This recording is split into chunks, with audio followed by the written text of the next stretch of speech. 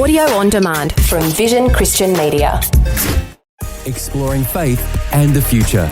Neil Johnson and Bible teacher Dr. Kameel Majdali. More today on the culture wars. We've spent time talking about progressives, we've talked about conservatives. We recognise that Christians have a tendency to fall towards the conservative side, and yet we maintain that we are Christians first without putting all our eggs in either basket. Kameel, today let's talk about the culture war and the idea that some feel as though they are simply armchair critics or people who will be spectators on the sidelines.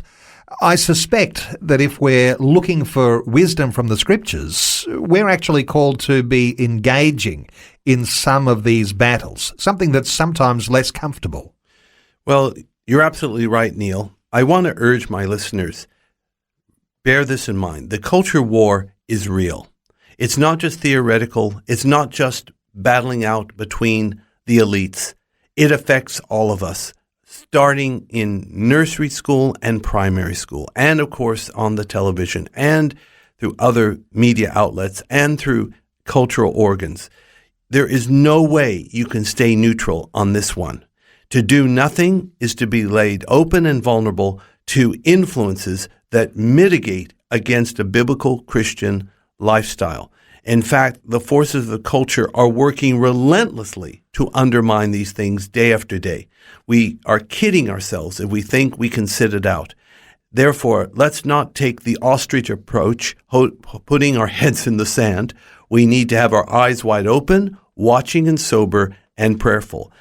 There's constructive things we can do, inspiring things we can do, and the intention is not to hurt others. On the contrary, our goal is a win-win for everyone. I imagine, Kameel, that engagement in this culture war isn't always, and for some it may be, standing in a protest march holding up a placard.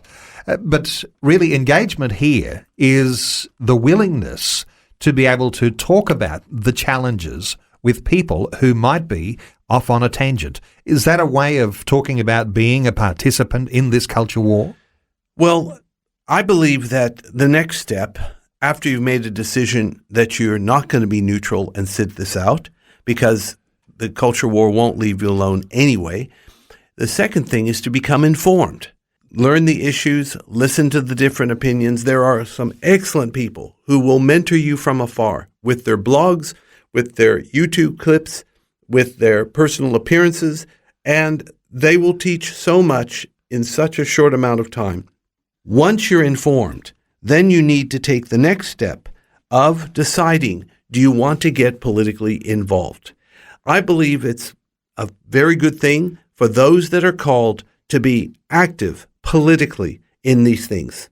I know of one of my students who was a pastor, and I've never done this to anyone before, and I basically looked at them and I felt the Spirit of the Lord tell me they are to go into politics. And I told them that. And amazingly, they did precisely that, and now they've been pre-selected for the federal Senate. And they are meeting all the who's who's and doing what they need to do to convey biblical Christian values in a politically palatable way. So yes, there's a place for political involvement of those who God calls. Although for pastors, be careful on that. We need to preach issues, but not be partisan. And Kameel, you might aim as high as a political career, or you might be targeting this very, very powerful concept of prayer as part of the culture war. Well, prayer absolutely is paramount, and battles have been won in the prayer closet. Neil, this is an issue we should explore in more depth, and we will.